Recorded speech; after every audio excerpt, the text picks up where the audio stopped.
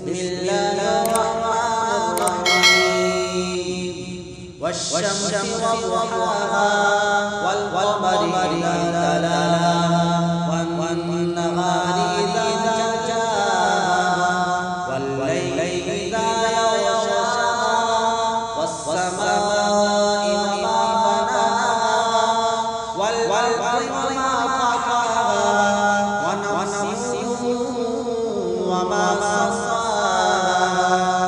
فألهمها فجورها وتقواها قد أفلح من زكاها وقد خاب من دساها